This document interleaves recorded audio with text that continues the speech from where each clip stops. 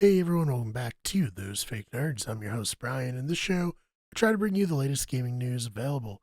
Today's show we're starting off with a game that I believe never really got its due.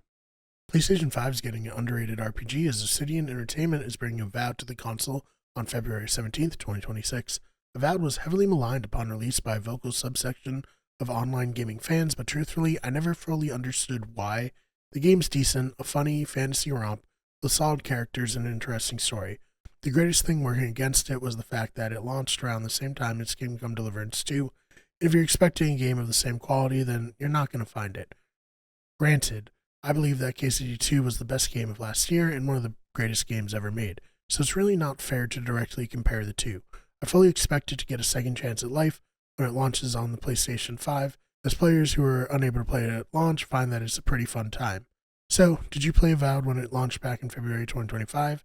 And are you looking forward to it if you haven't played it yet? Let me know in the comments. The Division released 10 years ago, and boy, do I feel old saying that. In honor of its 10th anniversary, Ubisoft is releasing a definitive edition. That's at least according to Doman Gaming over on Twitter, who reported on ads for the game at the Rainbow Six Siege a Pact Cup. I think this will be a great way for players to get into the series if they haven't already tried it out, and give old fans a reason to revisit the title.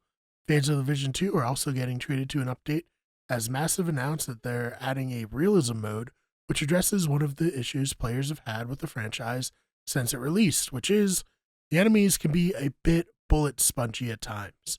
And when I say a bit, I mean they can really be bullet spongy, Jesus. They're also adding an anniversary season with new loot and crossovers with other Tom Clancy games.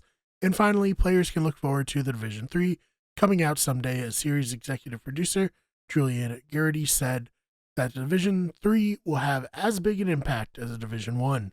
I mean, I certainly hope so, but all of this is a bit undermined by the news yesterday that 55 members of the staff of Massive have been laid off, so we'll see what happens with the third Division game.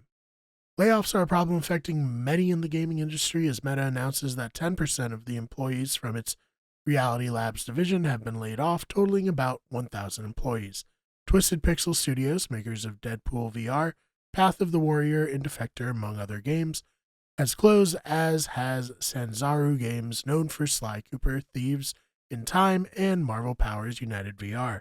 It seems like Meta is pivoting away from VR after the colossal failure of the metaverse and the tepid game sales that have come along with it, which is disappointing. When VR is good, it's really good and feels a bit revolutionary, but it seems like there just aren't that many people invested in that style of gaming.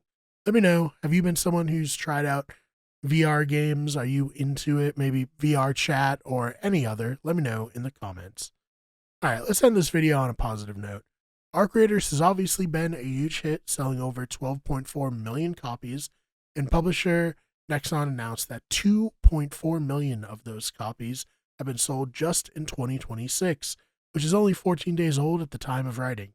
It's not like people are buying it and not playing it, as they also announced that it has reached a peak player count of over 960,000 concurrent players. These numbers are huge, but not surprising. Arc Raiders really is the first extraction shooter to break into the mainstream and get players who have never had any interest in these kind of titles interested.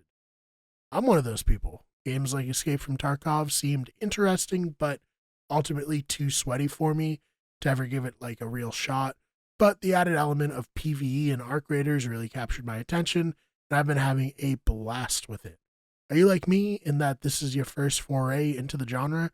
Or are you a veteran of the genre? And if so, let me know. Does Arc Raiders appeal to you as much as a more intense game like Escape from Tarkov? I don't know. Let me know in the comments. So that would do it for this episode of Those Fake Nerds. I hope you enjoyed it. If you did, please subscribe and check out the main channel, WikiGood Everything, where I do video essays on the video game industry and reviews. Also check out our channel, WikiGood Sports, if you're into sports news, and Better Radio, which hosts all of our podcasts.